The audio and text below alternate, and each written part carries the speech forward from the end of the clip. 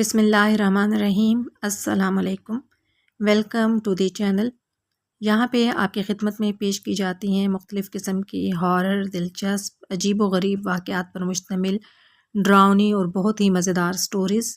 آج کل میں آپ کے ساتھ ایک ناول شیئر کر رہی ہوں جس کا نام ہے شیطانوں کی دنیا۔ یقین کریں یہ اتنا ترین اور اتنا دلچسپ ناول ہے کہ اس طرح کا ناول آپ کو کہیں نہیں ملے گا۔ کالے جادو، شیطانوں، بدروحوں کی یہ ایک عجیب و غریب داستان ہے۔ اس کی تمام پچھلی اقساط آپ کو پلے لسٹ سے مل جائیں گی۔ میرا مشورہ یہ ہے کہ آپ اس ناول کو پہلی قسط سے سننا شروع کیجئے، یقیناً آپ بہت انجوائے کریں گے۔ روز اس کی ایک نئی قسط اپلوڈ کی جاتی ہے۔ آگے بڑھنے سے پہلے پلیز چینل کو سبسکرائب کر کے بیل کے بٹن کو دبا دیجئے تاکہ آنے والی تمام اچھی ویڈیوز آپ کو بغیر کسی پریشانی کے ملتی رہیں۔ ویڈیو کو لائک کر دیجئے گا، میرے لیے بہت زیادہ حوصلہ افزائی کی بات ہوگی۔ اس کے علاوہ کمنٹ باکس میں کمنٹ کر کے اپنی رائے کا اظہار ضرور کیجیے گا تاکہ ہم آپ کے بارے میں جان سکیں۔ تو چلیے آج کی ایپیسوڈ سٹارٹ کرتے ہیں۔ جمشید کی یادداشت اب دھندلی پڑ گئی تھی۔ اسے یہ تو یاد تھا کہ وہ کون ہے اور اس آسیب کدے میں کیسے آیا ہے، مگر یہ سب کچھ اسے ذہن پر بہت زیادہ زور ڈالنے کے بعد یاد آتا تھا۔ اس کے سوچنے کی صلاحیت کمزور ہو گئی تھی۔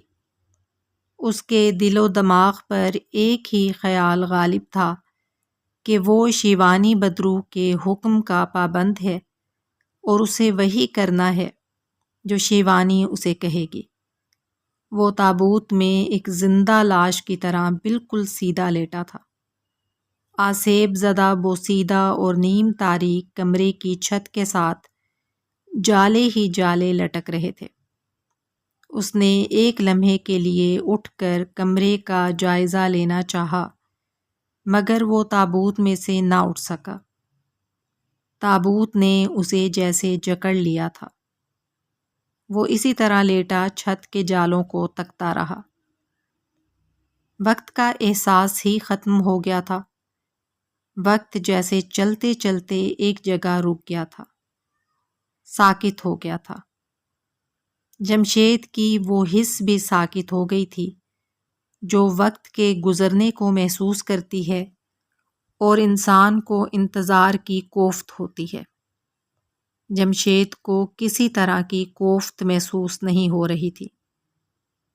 اسے لگتا تھا کہ وہ قیامت تک اسی طرح تابوت کے اندر لیٹا رہ سکتا ہے۔ یہ بات اس کے علم اور اس کے محسوسات سے غائب ہو چکی تھی کہ اس آسیبی عمارت کے باہر رات کا 1 بج چکا ہے اور سرد رات میں لوگ اپنے اپنے مکانوں میں گہری نیند سو رہے ہیں۔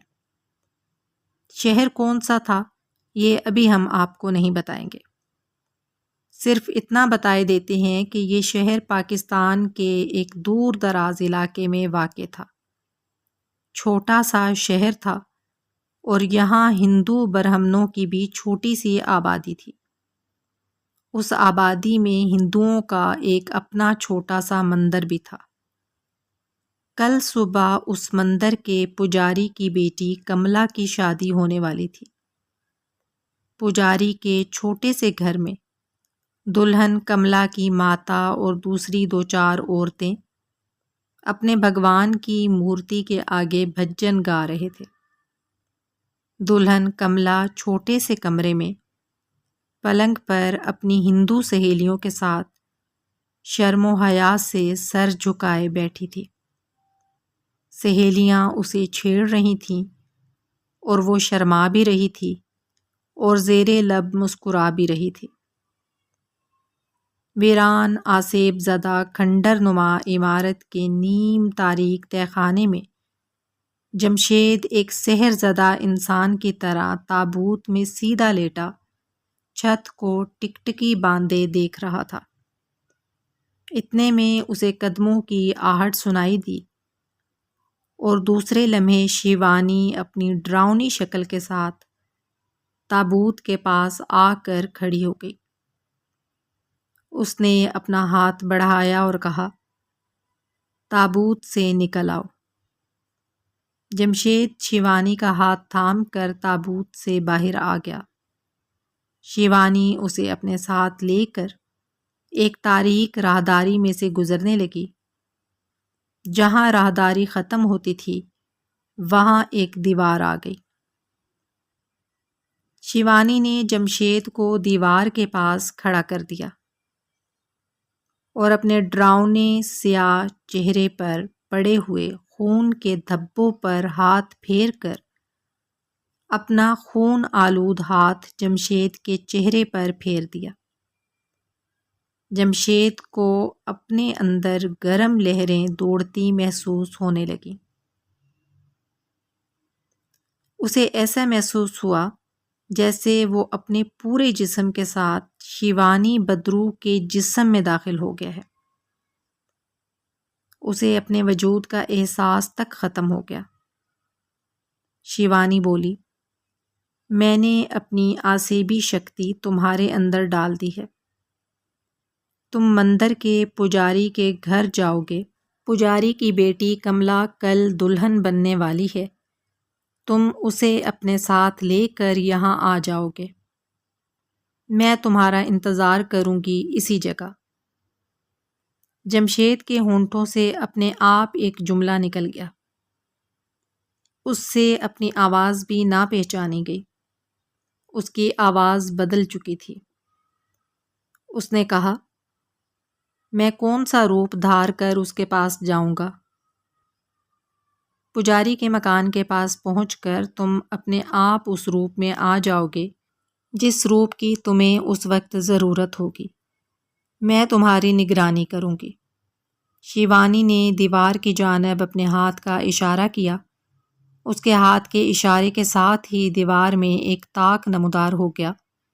شیوانی نے جمشید سے کہا، اس طاق میں سے گزر جاؤ، آگے تمہیں اپنے آپ پتہ چل جائے گا کہ تمہیں کہاں جانا ہے۔ جاؤ اور میرے حکم کو مانو۔ جمشید ایک سحر زدہ آدمی کی طرح طاق میں سے باہر نکل گیا۔ باہر آ کر اس نے دیکھا کہ آسمان پر تارے چمک رہے تھے۔ چاروں طرف اندھیرا ہی اندھیرا تھا۔ تاروں کی پھیکی روشنی میں اسے جنگلی پہاڑیوں کے درمیان پتلا سا راستہ دکھائی دیا۔ وہ اس پر چل پڑا۔ کہیں کہیں سوکھے درخت عجیب ڈراؤنے انداز میں جھکے ہوئے تھے۔ کچھ دور چلنے کے بعد اسے دور ایک جگہ روشنی جھلملاتی نظر آئی۔ اس کا ذہن ایک کمپیوٹر کی طرح کام کر رہا تھا۔ اسے معلوم تھا کہ اسے کس طرف سے ہو کر کہاں جانا ہے۔ وہ اپنے آپ جھلملاتی ہوئی روشنی کی طرف چلنے لگا۔ یہ روشنی پجاری کے مکان کی تھی، جہاں کملا تھی، جس کی دوسرے روز شادی ہونے والی تھی اور وہ مایوں بیٹھی ہوئی تھی۔ اس عجیب و غریب داستان کا اگلا حصہ کل آپ کی خدمت میں پیش کیا جائے گا انشاءاللہ۔ اس وقت کے لیے فی امان اللہ۔